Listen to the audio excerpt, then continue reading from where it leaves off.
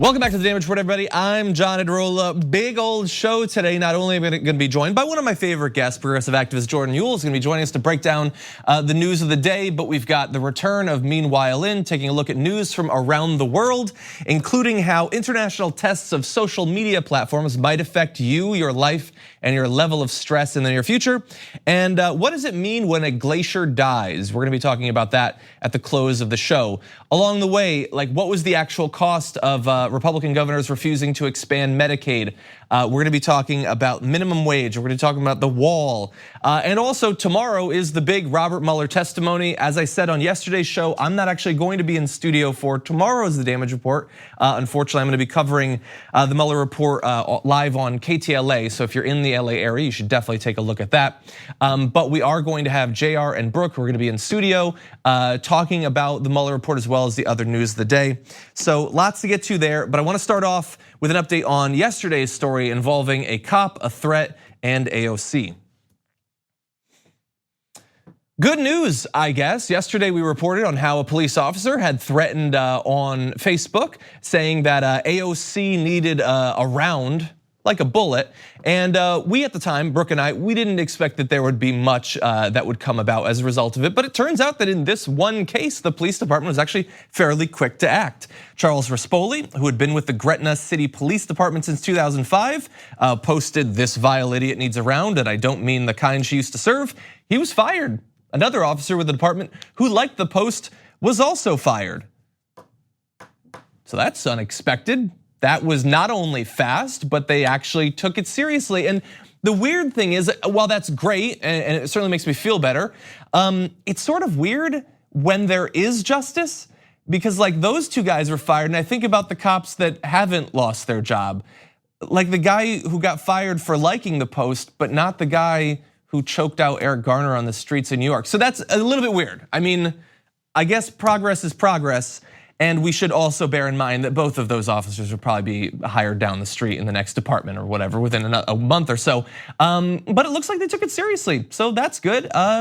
Let's not threaten congresswomen with death if we don't agree with them politically. And especially if you happen to be one of the select few members of our population that we grant an enormous amount of power to, literally the ability to choose who lives and who dies. To think that your role in society is then to make threats against your political opponents, certainly that's not something that we support here, and it's good to see some progress in that area. But I want to go a little bit broader on this, because while this guy made a threat and faced the consequences for that, and might well have never intended to actually take a shot at Congresswoman Ocasio-Cortez, we do know that there's a lot of people, especially on the right, who have in the past acted on their fairly extremist views, being willing to engage in acts of violence against those they oppose. And many times we've linked the acts that they've taken with things that Donald Trump has said. And we've talked about this quite a bit, but I want to really drill down into what we are talking about with an actual definition of the phenomenon in just a little bit. But we have to understand the context too. So Donald Trump is there with his rhetoric, but who is he talking to? What sort of country, what sort of population is he appealing to? And we know that especially in recent years, there has been a growth in extremism on the right, in particular in white nationalists, white supremacists, and hard right extremist groups. And so, don't listen to me, I'm not an expert or whatever, but there are some experts who are concerned about this. One is John Cohen, counterterrorism coordinator for the Department of Homeland Security, who said law enforcement officials have been extraordinarily concerned that, based on the polarization and hostile nature of our political discourse, we would see an increase in people carrying out acts of violence. And in fact, if you look at the numbers, that is exactly what we have seen over the past few years. Now, technically, you can find examples of this that sort of span the ideological spectrum, but we also know where it's clustered.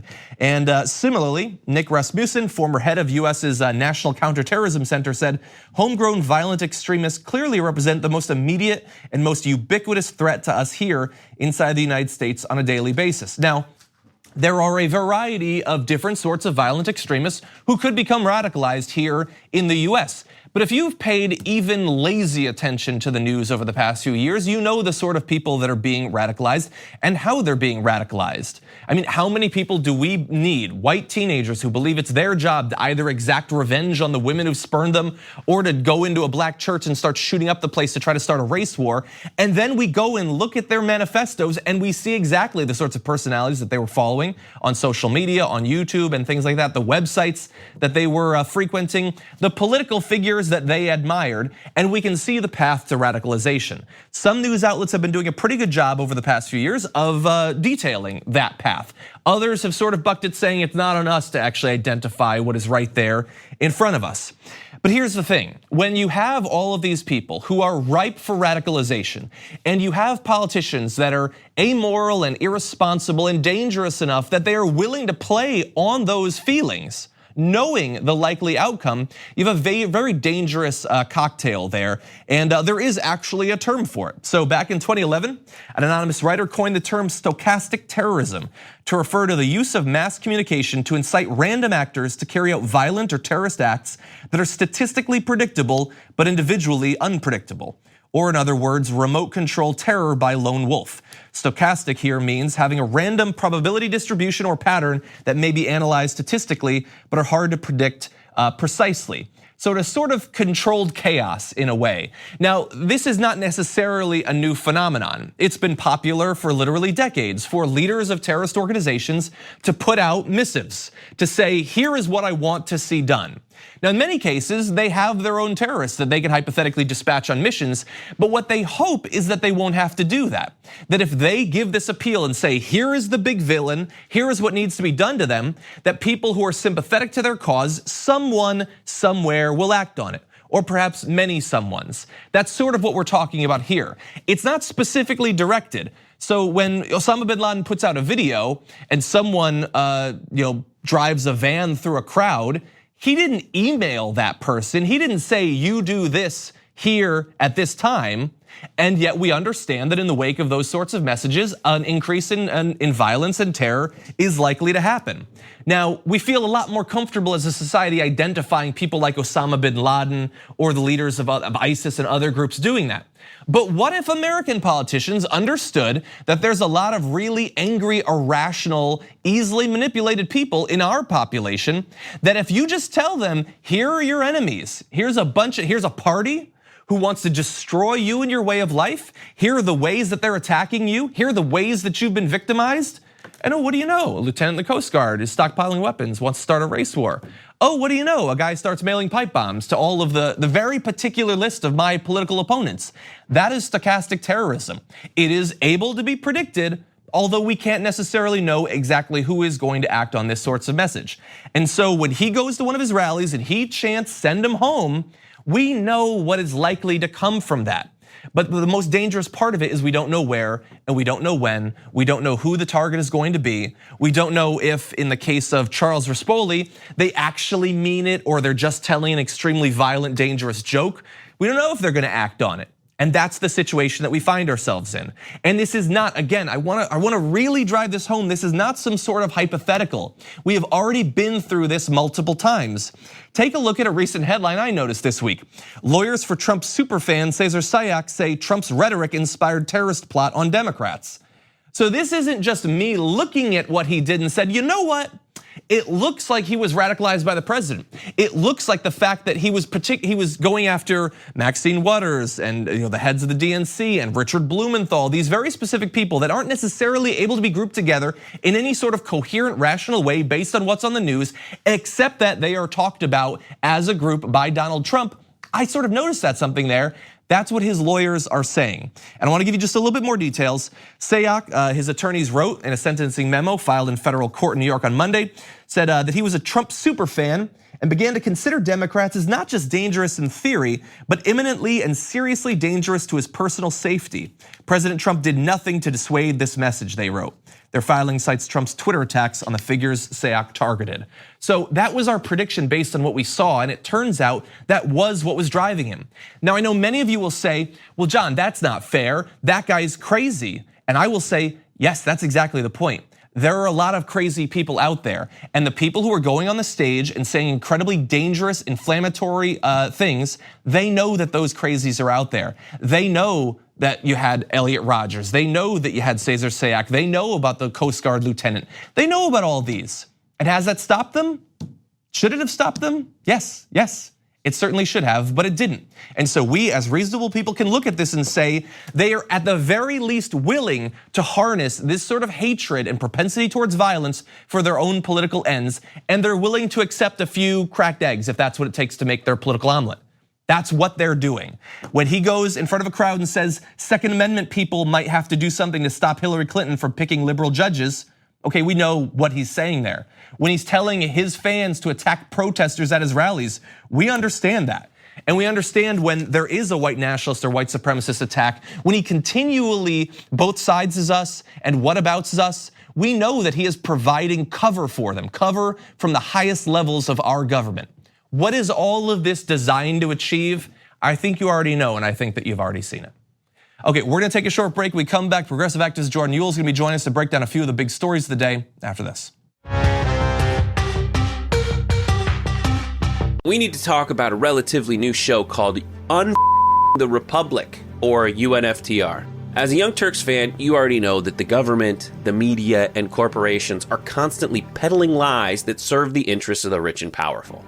But now there's a podcast dedicated to unraveling those lies, debunking the conventional wisdom. In each episode of the Republic, or UNFTR, the host delves into a different historical episode or topic that's generally misunderstood or purposely obfuscated by the so-called powers that be, featuring in-depth research, razor-sharp commentary, and just the right amount of vulgarity.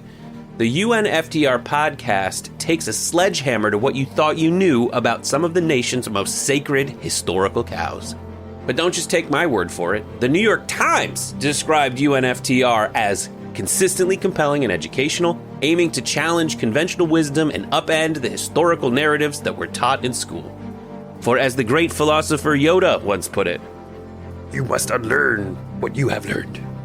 And that's true whether you're in Jedi training or you're uprooting and exposing all the propaganda and disinformation you've been fed over the course of your lifetime. So search for UNFTR in your podcast app today and get ready to get informed, angered, and entertained all at the same time.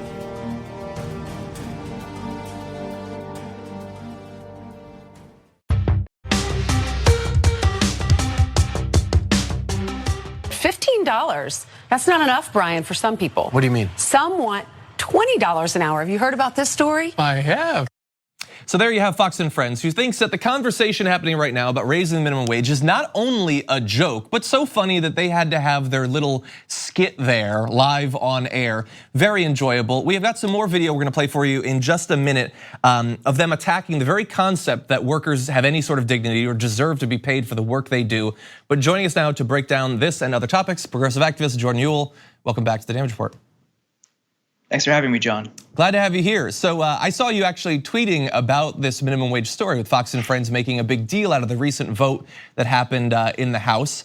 They really do think they've got a winner here, that it is like so laughable on its face that you'd want to raise the minimum wage for these people that will play and that will help them. Are they onto something? Are you afraid that they might be right? No, when you think about how most people in America can't afford a $500 to $700 emergency, that a large, not insubstantial portion of America are living paycheck to paycheck, how a substantial percentage of America are piecing jobs together just to make ends meet, you have to consider how this is going to be received in those communities when you have multimillionaires, people who rake in at least like hundreds of thousands of dollars every year to, spout political opinions, to work at Fox, to work in right-wing campaigns and this political apparatus, to then say, oh no, actually, it's actually good for you if wages are kept down. It's actually better for you if we don't have a minimum wage, if we can keep pushing that wage floor down. And then you think about the cost of living in so many cities, and you think about how people need to piece together multiple jobs in a not insubstantial part of America to just afford a basic apartment. There's groups that have been tracking this. You could see places like where TYT is based in California. You need to make at least $20 to $25 an hour just to afford a 2-bedroom apartment. So you think about single moms, how that might affect them. And then you see how callous they are and how they're laughing this off as this is some political ploy. It undermines, it erases the real lived experiences and suffering of millions of Americans. Well, you're worried about nothing, okay? Because they know all about the lived experience of these people. Did you know that you just have to work at McDonald's and you'll be fine because of the charity of good people? So we've got a couple of videos. I wanna play this next one. It's gonna sum up what 2 of the people on Fox and Friends think about the nature of tips right now, as you'll see. Many of you, I've had probably about 5 to 7 tip jobs. I started as a busboy. I used to do a bus, clear the tables, and we used to rotate washing the dishes. And at the end of the day, you pool your tips. It's one of the best jobs you can have when you're breaking in. You don't even expect that check. It's almost a surprise when you get a $60 or $70 check at the end of the week because you work hard, you get great tips, and if you're good, guess what? Other restaurants want you. They will take you off of your better jobs. And if your one job doesn't pay enough, guess what you do? You get another job. We were all in high school. We were in college when we had these when I was waiting tables. Yeah. Unless you're at a very fine restaurant, most of those people at the fine restaurants, that is their career. Right. But they make tons of money. If you're working at a McDonald's or a small little restaurant where you're making tips, you're right. If you're nice to the people, you make a lot of money. Absolutely. So what do you? Other restaurants can hear about you and they want you. Correct. So 2 quick points there. One, I was a busboy. That was my first job. I must not have been a good one though, because no scouts came into the kitchen looking to hire me on to a fine dining establishment. And 2, she apparently has never been to a McDonald's because I don't think that they make much, if anything, in tips. Right. So yeah, McDonald's, everyone knows you don't tip at McDonald's. I don't know why this was. I don't know. This is just another instance of just being generally confused about what happens on Fox. But no, you don't tip at McDonald's. But McDonald's is also one of the largest employers in the country. So to apply this small boutique experience at these fine dining restaurants, which says more about their way of living than yours or mine, to apply this to a national data set is just incoherent. Because McDonald's, Walmart, and like the military are some of the biggest employers, and Amazon are the biggest employers in the country. And you don't tip at McDonald's, you don't tip at Walmart, and these are the institutions that are trying to keep wages down to help their bottom line. Yeah. This is nothing about like opportunity or economic advancement. It has nothing to do with helping these people get ahead. It's about protecting profits. And they don't want to say the quiet part loud, and they're doing a decent job of towing that corporate PR line. But this has nothing to do with advancing the livelihood of anybody working at these institutions. You know, so you said right there that they don't want to say the quiet part loud, but occasionally one of them will say it quite loud. And so I want to turn now to Jenna Ellis Rives, Trump 2020 Campaign Advisory Board member. Let's find out what she thinks the minimum wage should actually be. If you look at that system, and you look at what is going on in America, you look at our capitalist system, the minimum wage should be 0. Well, I don't want to get into minimum wage argument. I mean, that's like, she didn't say that she wants there to be slavery, but it sort of follows naturally from what she said there. I mean, at this point, John, I'm waiting for next week when they say we should have children back in factories, child labor again. Like just erase all the progress we've made on labor rights in America. Sure, they've sought to dismantle unions. They want to keep wages down. They don't care about the working class. This is just an elitist, classist mindset. But it also shows in Fox's role how they've pivoted away from being this media entity, and how you look at things from a journalistic perspective as the fourth estate, and how they're actually just running PR for corporations. Yeah. They're nothing more than just a corporate front. Yeah, and I would say my one warning in this is the Republicans are screaming from the rooftops that they despise, they have no respect whatsoever for this wide swath of the American people. But that's not going to help the Democrats if they're not clearly better. If their stance is sort of unenthused, sort of apathy towards this group, and they're constantly talking about the middle class, ignoring the working and poor class, like if they do not provide a stark contrast, then the Republicans are going to continue to get away with spitting in the face of millions of Americans. And that really is my fear. Absolutely. You can't have this tepid piecemeal approach in response to this extreme overreaching mindset from the right. You need to be bold, you need to be progressive, and you need to just show your values. Yeah. So I want to transition now to another topic, and this has to do with some criticism towards Donald Trump from what's ostensibly a conservative outlet. Donald Trump wants to get elected, and he knows that there's a couple of the big promises he made that he's going to need to get reelected. One is building a wall with a capital W. But according to the Washington Examiner this week, in a statement last week, US Customs and Border Protection, the federal agency overseeing border barrier construction, confirmed that all of the fencing completed since Trump took office is, quote, in place of dilapidated designs because the existing fence was in need of replacement. And they say that not a single mile of new unplanned wall has actually been made, which I'm gonna keep it real, I found that to be shocking. Were you surprised to find out that they had only done planned wall and replacement? Yeah, a little bit. I was surprised because Trump's building the wall. I'm building the wall. We've got many, many miles of beautiful wall. All of these talking points have been staples of his rallies, his tweets, his media appearances. I mean, for the casual observer, you would think that there's hundreds, if not thousands, of miles of wall already built. So it was pretty funny. But the reaction, he can't handle that anyone has broken from this right-wing party line. You have the Washington Examiner, like you said, is ostensibly a right-leaning outlet, mostly flattering coverage of Trump, his administration, and their doings. To have them, of all people, report out that it's actually no new wall, it's just replacements. That's in his reaction, and then amplified by Drudge, another sympathetic media figure.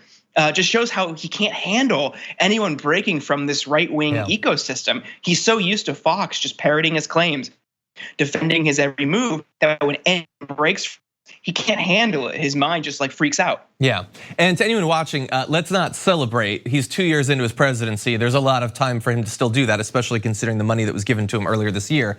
I do want to read his brief response though, because he did freak out when he saw this.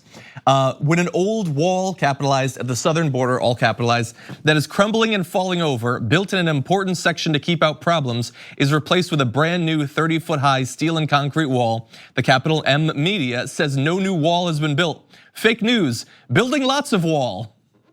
I think we should just get building lots of wall carved into our nation's tombstone. Because that is really a sentence there. Yeah, so when I heard we were talking about this today, I went back and looked at some of his old tweets and just searched for words like building the wall, miles of wall, all these different things. And it goes back, he's claiming that it's being built, it's beautiful, everyone's got to see it. He's posted videos of it, and now we see the reality. And again, this shows the relationship that media outlets have with the Trump administration, that no one was really willing to report out on this. But also, I do think it highlights the revolving door between outlets like Fox and other right-wing outlets and the Trump administration, and how's there, Raj Shah, for instance, you might remember him. He worked in the communications department at the White House. Very quietly, recently just joined Fox News as an executive. So we need to be mindful of this and how these people are just going to and from and ultimately working this phony narrative together, hand in hand. Fox and right-wing outlets in the Trump administration are pushing this complete phony narrative onto us. Yeah, with that revolving door, it almost feels like it's a step beyond just state media, because state media is deferential, but it isn't, I don't think, historically actually composed of people formerly as a part of the regime. But we'll keep an eye on that. Jordan, we're gonna take a short break, but if you can stick around, I wanna touch base with some of the expectations we have for tomorrow's Robert Mueller testimony on the other side of this break.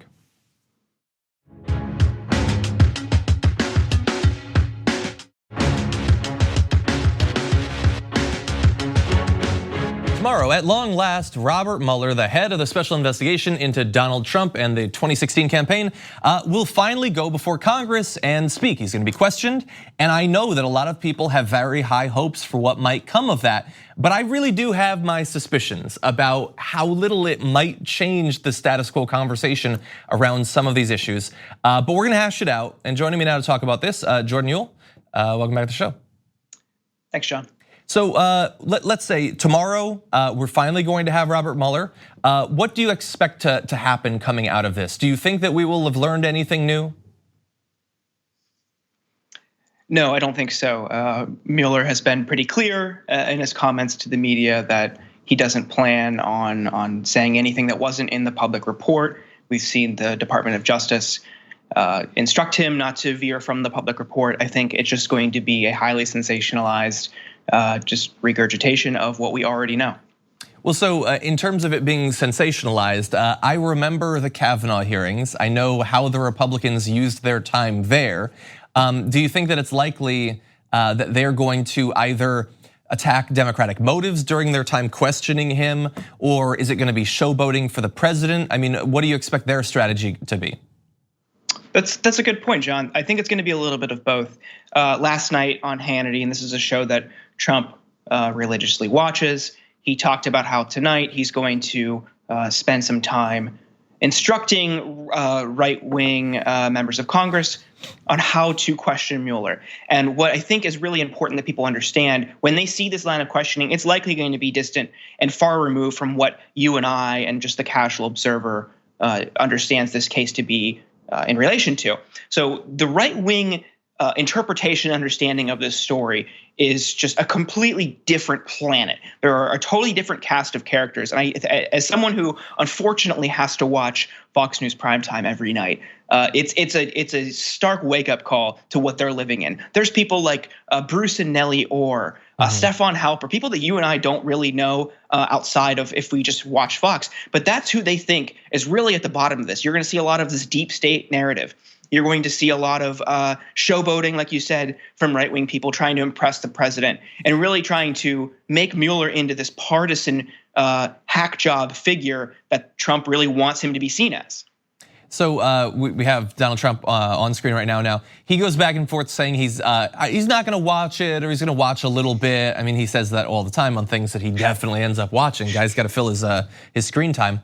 Do you think that it's possible that he might attempt to distract from the Mueller testimony in some fashion? You know, that's an interesting point. He might. This is someone who likes to manipulate the media. This is somebody who likes to divert attention with tweets and whatnot. I'd be interested to see if this is something he deploys. One thing I do think people should be mindful of. So you have this all-day coverage from every network, right? Now Fox has dedicated a day of coverage to this as well, and they're pushing forward Bret Baier and Martha MacCallum. So on our site at Media Matters, we have listed every single instance that Bret Baier and Martha MacCallum have used their shows and their platforms to run interference in this investigation for the Trump administration, mislead viewers, and otherwise work hand in hand with the Trump administration. And it's pretty eye-opening when you see some of the things that they've said and done on their shows and how we've understood this case to be. It's just, again, like as we talked about in the last segment, the way the close, cozy relationship between Fox and the Trump administration should send shivers down our spines. I hear what you're saying, but that's Fox's news side. I mean, they're just straight down the line, object. Anyway, okay, so if I were to guess, if I were to look into the heads of Democrats in the Senate and in the House, ones who want something to come of this, I think that their number one wish would be he reveals something big, something we didn't see in the report, which he says he's only going to talk about what was in the report, or he's going to actually say what's sort of obvious in the report, which is, yes, he committed obstruction of justice. I couldn't do anything about it, but it's on you. But I think that one tier below that, if that doesn't happen, and it's unlikely, I think, to happen, would be just talking about this again might get through, that people weren't gonna read a massive report, and the media narrative around the report's release was purposefully derailed by William Barr and all that group. That just talking about it might break through. Do you think that there might be something to that?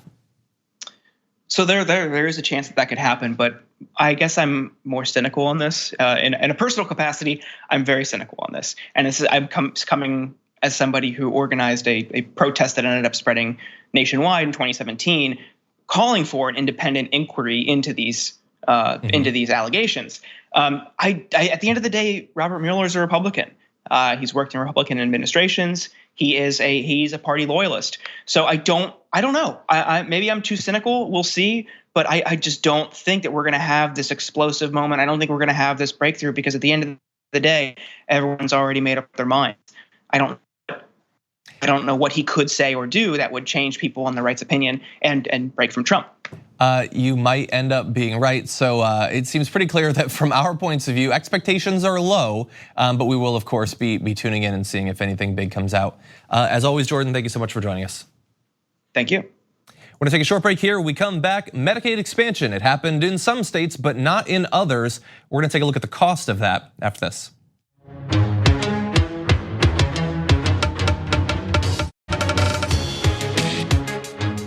It's not often that you can measure the cost in actual lives of Republican opposition to Barack Obama's policies, but today we've got one, and the cost is high. It has to do with the ACA and Medicaid expansion. So let's talk about how this was supposed to work when the law was passed.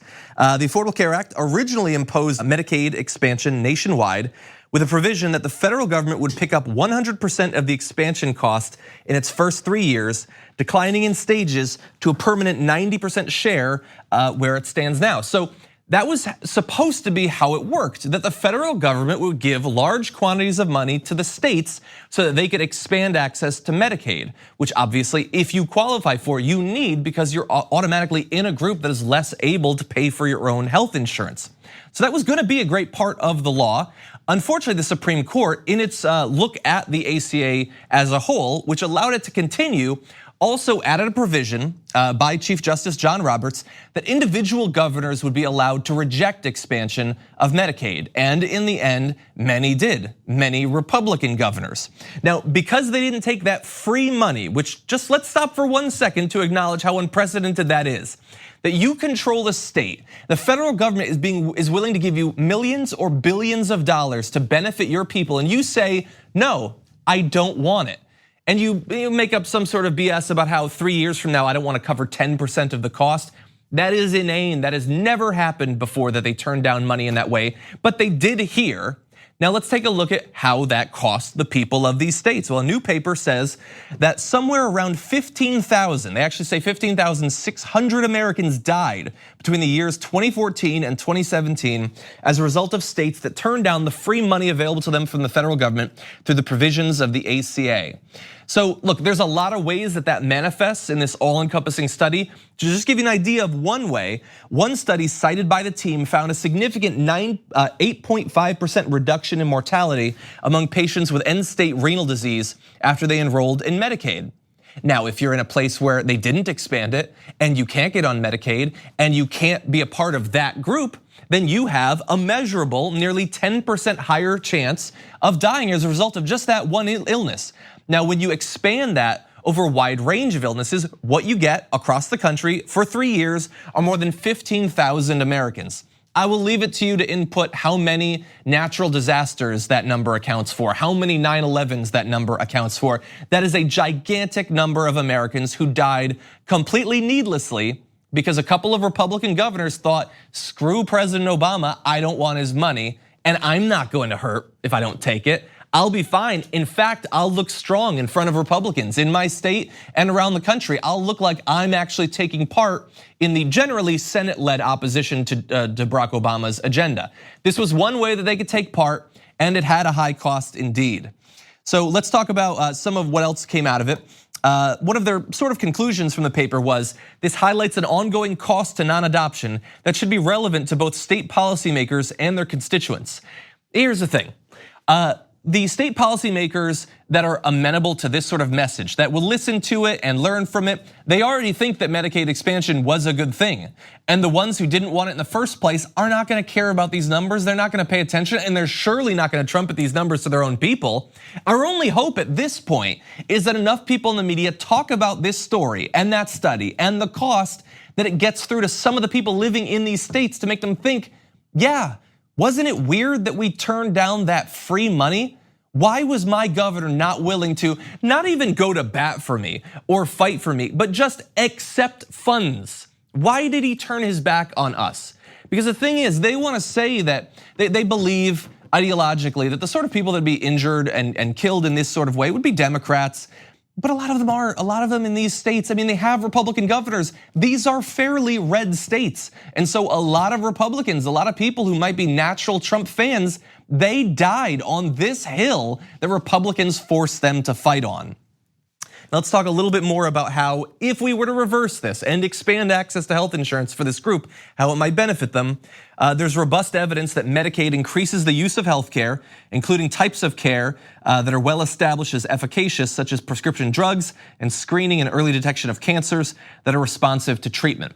So it's not just that when an emergency happens, people have access to health insurance that can deal with it thanks to expansion. It's also that, and this is the case across every conversation we ever have about health insurance, people will be more attentive to their needs and make it so that it doesn't become an emergency that requires drastic action that's also far more expensive. That is one of the benefits of making sure that your entire population is covered in some fashion. And we could have had that if Republican governors would have not stood in the way. Now, the sad thing is that while this study goes from 2014 to 2017, you can expect that someday they're gonna have to update this with updated numbers of Americans who have died because of this. Now, I want you to take a look at a map. It's a map of America, and it shows the states that adopted Medicaid expansion and those who didn't. I don't think I need to break down for you the sort of pattern that we're seeing here. It is almost overwhelmingly red states. In some cases, I would say more purple, like Wisconsin. That might be a better example of a purple state there. And they just chose not to do it. And their people are suffering. And unfortunately, their governors don't care. I really hope, that it's not just, let's see, I saw this talked about in the LA Times, and we're covering it here on TDR. I hope that, like, can we get Matt to talk about it, or Chris Hayes or Shep Smith or something, some national figure that will actually be listened to by politicians? That would be awesome. Because while this is a disaster and there's no recovering those lives, the people who needlessly died, we could avoid further deaths in the future if we choose to do that. We'll have to see if our policymakers who still have control of this sort of thing are responsible enough to do that in the future. Okay, we're gonna take a short break. We come back, one more block for you. We're gonna break down some international news in Meanwhile In.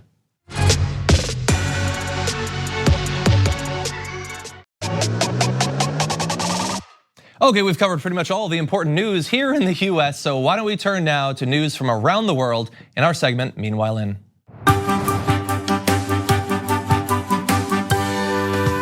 Meanwhile, in Australia, and in fact a couple of other countries too, it's pretty much an around the world thing outside of the US.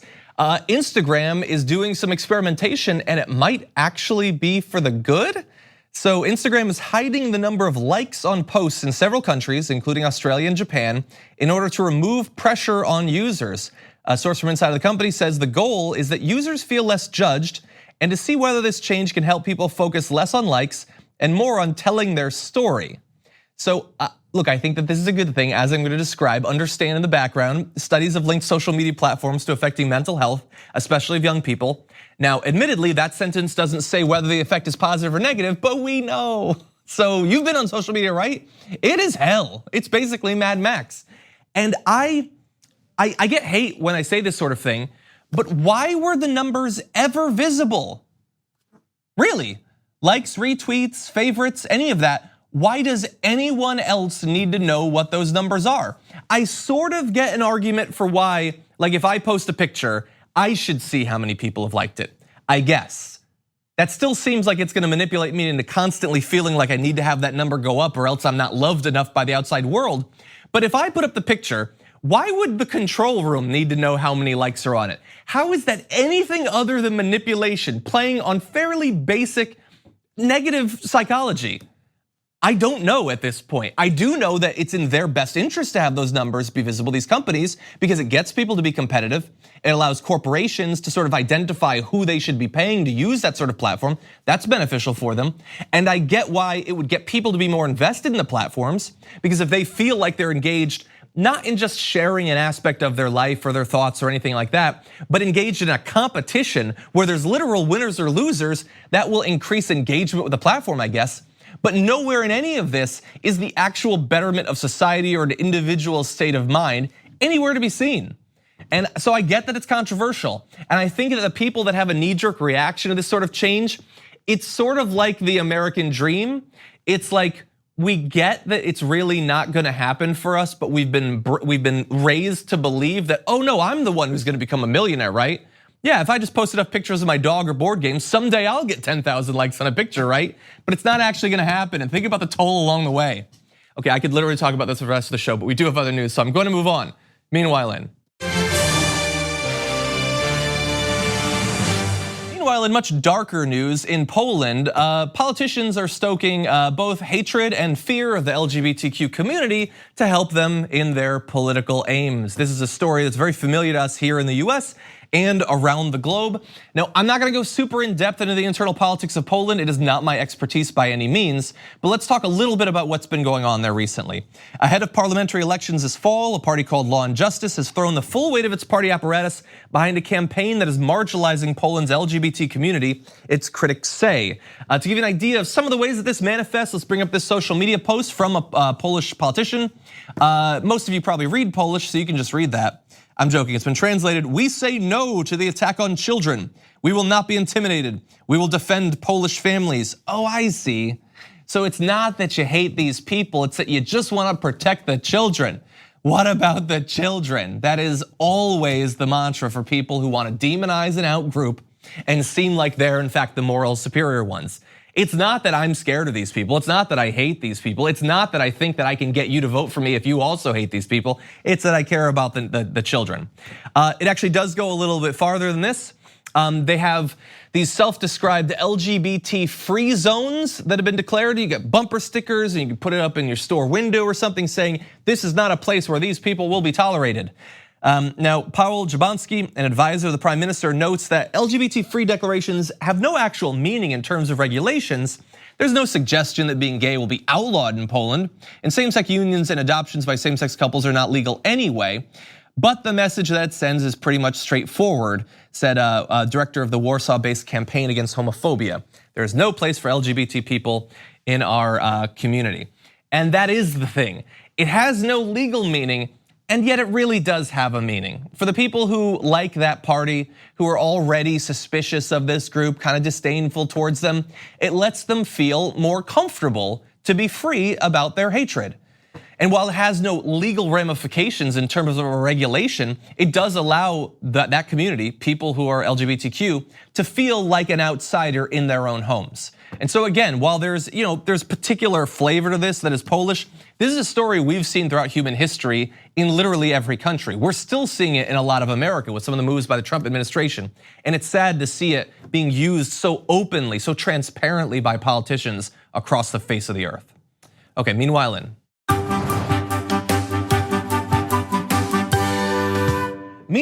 Iceland, a memorial has been set up for a death. Now that's not news necessarily, but it's not a person that died, it's a glacier. The first of Iceland's 400 glaciers to be lost to the climate crisis will be remembered with a memorial plaque and a somber warning for the future to be unveiled by scientists and local people next month. So we have a picture of the plaque that we can put up, and we have a translation of what it says there.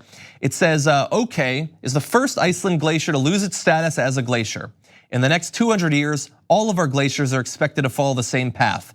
This monument is to acknowledge that we know what is happening and what needs to be done. Only you know if we did it. And that right there, maybe I'm just a bleeding heart environmentalist or whatever, but I get choked up thinking about that. The acknowledgement that no, this is not a person that's dying, but it is us killing something. It is us standing by as something, many things really, but in this case, a glacier died. And we know everything we need to know about what is going on and what the solution is. Those are the famous words of Greta Thunberg, an amazing activist who's been raising awareness around the globe around climate breakdown. We already have all the answers. We could do more studies, sure, but we don't need more studies. We can develop new technologies, sure, but we don't need new technologies. All we need is the political and social will to do what's necessary to not have a long string of these memorials be set up for the next 2 or 3 or 400 years. We already know it all. And one of the things that we sort of suspect, although we don't know yet, is that we might not have the will, that we will continue to vote for politicians who won't take this seriously, who will just watch as it happens, and someday our kids, our grandkids, our great-grandkids are gonna look back on us and say, how could you have been so blind? How could you have been so stupid? How could you have cared so little about the world that I will one day inhabit? And we see it happening right now. And so to those of us who do care about this issue, who do want to see something done about it, we need to redouble our efforts. We need to triple our efforts. We need to do everything we can to make sure that not only do we elect the right politicians, but that we put pressure on them so that this is not a thing on their agenda. This is the agenda, and they will prioritize it while there's still time to do something about it. Okay, I just want to briefly say that some of you have been leaving some great comments on iTunes, reviews of the show. I saw that Ceterista said, John and Brooke are the best. Side note, there was a Fox News commercial during the break today and it was weird. Let's see, Visa7011 said, great show, speaking the truth. John, please be aware that there's been a lot of ads pushing to watch Fox News. So we do understand that. Unfortunately, there's nothing we can do about it, but we do appreciate your reviews. Please continue leaving those and we'll see you tomorrow morning.